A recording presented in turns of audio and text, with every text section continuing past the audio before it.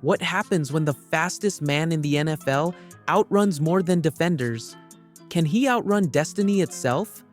Chris Johnson, better known as CJ2K, didn't just race past cornerbacks, he raced into NFL history.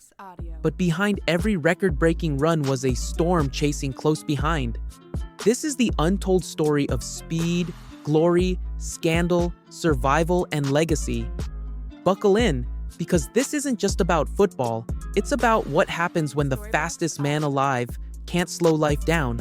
Born in Orlando, Florida, Chris Johnson wasn't a blue-chip recruit or a five-star phenom. As a freshman at Olympia High School, he was barely noticed. Small, skinny, and often overlooked, he didn't look like a future NFL superstar. But that perception changed the moment he touched the ball. Johnson's game was built on speed. Literal, record-shattering speed. He clocked an astounding 10.38 seconds in the 100-meter dash as a teenager, faster than some Olympic sprinters at that age. But football was his first love, and by his senior year, he had rushed for over 1,000 yards and 15 touchdowns. Still, college scouts weren't sold. At just under 5 feet 11 inches and 190 pounds, he was considered undersized. His rating? 2 stars, that's barely above walk-on. Big-time programs passed him up, but one school saw the diamond beneath the doubt: East Carolina University. Johnson often mentioned in interviews how being overlooked gave him a chip on his shoulder. It fueled his work ethic and instilled in him the idea that if he wanted anything, he had to be faster, stronger, and smarter than everyone else on the field. While his classmates planned prom outfits, Johnson was planning his escape velocity. At ECU, Johnson wasn't an instant star. His freshman season in 2004 was quiet. Just a few reps at running back, but he made waves on special teams with his blazing speed. Slowly but surely, he bulked up, improved his field vision, and sharpened his instincts. By his junior season, Johnson began turning heads, but it was his senior year in 2007 that turned him into a legend. He racked up 1,423 rushing yards, 17 rushing touchdowns, and nearly 7 yards per carry. And that was just the ground game. Add 528 receiving yards, 6 receiving touchdowns, and 1,009 return yards, and you get a total of 2,960 all-purpose yards in a single season. Still one of the highest marks in NCAA history. He wasn't just fast, he was dangerous from anywhere on the field. Scouts were intrigued, but the question lingered: could his skills translate against NFL defenders? He also began to show signs of leadership. Johnson was known for quietly motivating teammates and for having a photographic memory when it came to playbooks. He didn't need the spotlight to perform. He just needed the ball and a sliver of daylight. Everything changed at the 2008 NFL Combine. Chris Johnson didn't just run the 40-yard dash, he set it on fire, 4.24 seconds. It was the fastest 40 time in NFL Combine history at the time. Even the stopwatch needed a second to catch up. But Johnson didn't stop there. He added a 35-inch vertical, a 10-inch broad jump, and stellar agility scores. Suddenly, the kid from East Carolina wasn't a gamble. He was a game changer. He left Indianapolis as the most talked-about prospect in the draft. His agent reported fielding dozens of calls from NFL executives after the Combine. ESPN segments reran his sprint on loop. One analyst called him a sports car in a parking lot full of SUVs. His draft stock rose faster than any players that year. The Tennessee Titans selected Chris Johnson with the 24th overall pick in the 2008 NFL Draft. They already had bruising power back LenDale White, so the plan was to create a thunder and lightning duo. White would smash through defenses and Johnson would dash past them. But it didn't take long for Johnson to steal the spotlight. In his NFL debut, he ran for 93 yards and caught a touchdown pass. By week 7, he posted 168 yards against the Chiefs, then 125 yards and 2 touchdowns against the Lions. then 136 yards versus the Browns. By season's end, Johnson had racked up 1,228 rushing yards, 9 touchdowns, and 4.9 yards per carry. He led all rookie running backs with 1,488 total yards from scrimmage. The Titans finished 13-3, and CJ2K was already becoming a household name. He didn't just change the Titans' offense, he energized the entire city of Nashville. Local stores began selling CJ2K merchandise. Fans brought gold stopwatch signs to games.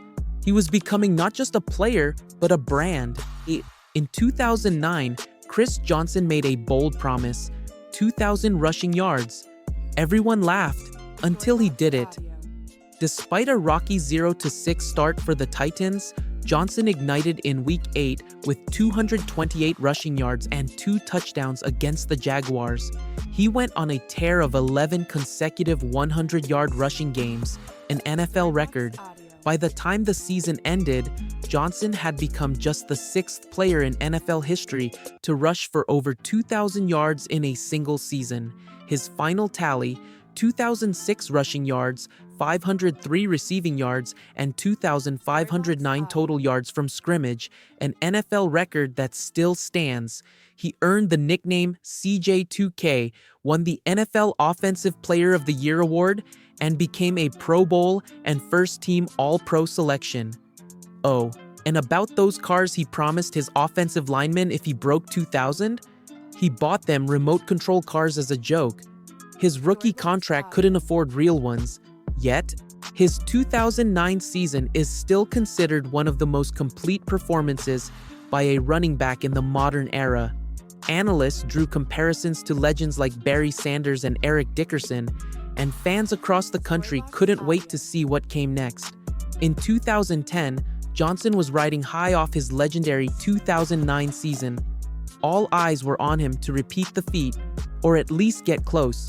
In the season opener, he delivered 142 yards and 2 touchdowns against the Raiders. But as the season progressed, the explosive breakaways became less frequent. Defenses had learned to key in on him, often loading 8 or even 9 defenders into the box. They dared the Titans to throw, knowing full well Johnson was still the heart of the offense. Even with those defensive adjustments, Johnson finished with 1,364 rushing yards and 11 touchdowns, numbers most running backs would kill for. But for CJ2K, it was viewed as a step back. That's what happens when you set the bar at 2,000 yards. Then came the contract drama. In 2011, Johnson held out during training camp, demanding a deal that reflected his value to the team and to the league. The Titans eventually gave in, signing him to a 4-year, $53.5 million extension with $30 million guaranteed, making him the highest-paid running back in the NFL at the time. But the pressure that came with that paycheck was immense. The media scrutinized every move. Fans began to expect 80-yard touchdowns weekly, and Johnson, while still a reliable back, wasn't the same electrifying force. He finished the 2011 season with 1,047 yards, a solid output, but not CJ2K. In 2012, he rebounded with 1,243 yards and 6 touchdowns, including a 94-yard run that reminded everyone what he was capable of. But the Titans were stuck in mediocrity, and frustration grew. Johnson later revealed that he played most of the 2013 season with a torn meniscus, an injury that would have sidelined most players. He still posted 1,077 rushing yards. The Titans, looking to move in a new direction and free up cap space, released Johnson in April 2014. Just like that, the CJ2K era in Tennessee was over.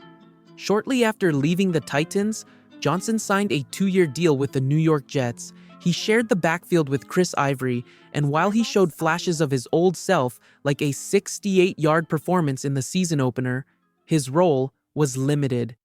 He finished the 2014 season with 663 yards and 1 touchdown. For a back who once struck fear into defenses, it was a humbling chapter. Then, in March 2015, tragedy struck. Johnson was a passenger in a vehicle in Orlando when a gunman opened fire in a drive-by shooting. The driver was killed, and Johnson was shot in the shoulder. The bullet could have ended not just his career, but his life. He spent weeks recovering, physically and mentally. He reportedly dropped to just 160 pounds during his recovery. Years later, in 2020, Johnson's name made headlines again, but not for his on-field accomplishments. TMZ published a report alleging that Johnson had been involved in a murder-for-hire plot, allegedly connected to the 2015 shooting.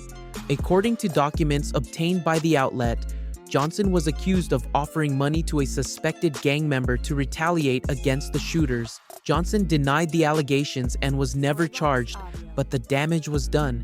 His legacy was suddenly shrouded in controversy. Despite the rumors and the near-death experience, Johnson wasn't done with football. He still believed he had something left in the tank. In 2015, the Arizona Cardinals gave Johnson a chance. They signed him to a one-year deal, initially as a backup to Andre Ellington. But when Ellington went down with an injury in Week 1, Johnson stepped in, and the results were electric.